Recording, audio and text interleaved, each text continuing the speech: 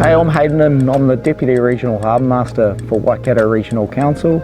So today we're here at Whitianga Marina and we're just been out on the 6-7 metre Powercat, which is built by Kingfisher boats.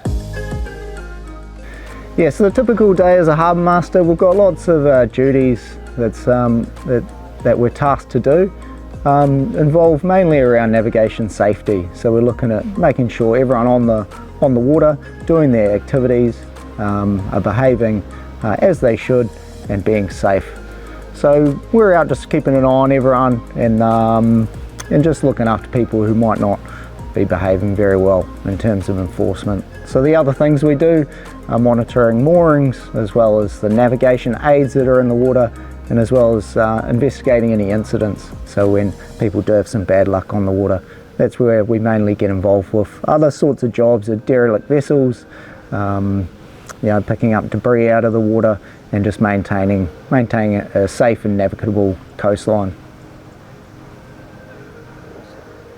My background's in marine engineering as well as marine biology, so trained as a marine biologist, which introduced me to boating. I developed the passion from boating through sailing, through semi-professional sailing as a young kid, and that just took off and led me into driving just inshore boats. So from there, worked up to be a dive instructor using lots of different vessels, smaller type rib vessels, and then moving into a compliance role. Moved to Australia and worked with the Queensland government for 8 years in different roles on the Great Barrier Reef, working with fisheries and working with Maritime Safety Queensland. So lots of roles and lots of different types of vessels, both the recreational sector as well as the commercial sector. So operating quite large catamarans to your small inflatable ribs ranging from around 6 to 8 metres or even your larger vessels up to about 12 metres. In the work we do, we have to pull in gear from out of the water quite a lot. So whether that's our navigation aids that we have floating around in the water to mark the navigable channel, or we have, say, longliners, a lot of craypots that are in the area, or bits of infrastructure that are put in in the water to catch fish.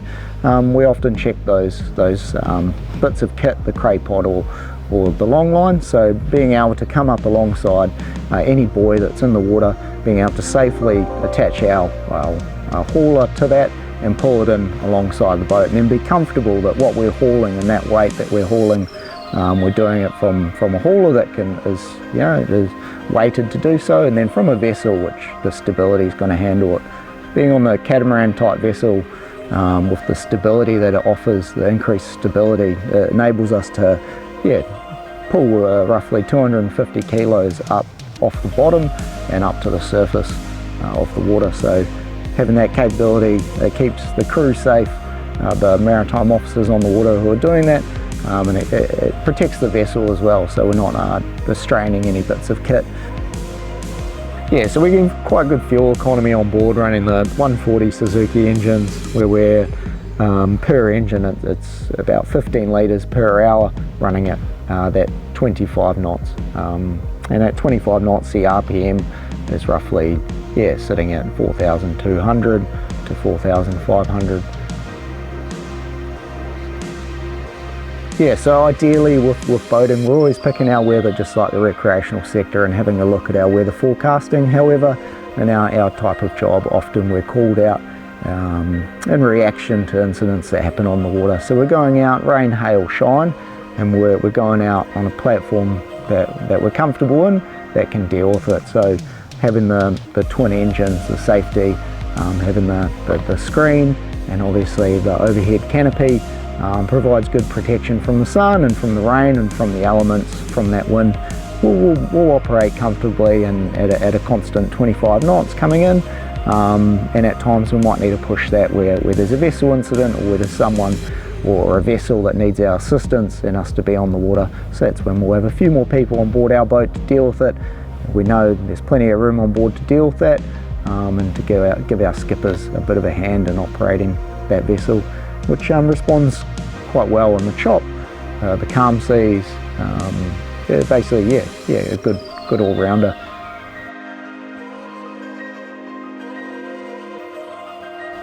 Yeah, so definitely from the very start till the very end, I saw this project through for the 670 Powercat. And from the get-go, great people to deal with, very friendly. We knew what was on offer, and we had a lot of custom pieces that we needed to include, and they were happy to follow our story and meet the hull for the specifications and obviously interests and jobs that we had lined up for it. And we're able to kind of meet those needs, and then if they couldn't at the time, well, we needed a bit more research, so we went out, both Kingfisher and us, and we come together with ideas and options and little bits of technology that we could include in to achieve the goal of what we needed to do at sea. Look, I recommend the Kingfisher Powercat for use over other commercial sectors. I think we've ended up in a pretty good result here.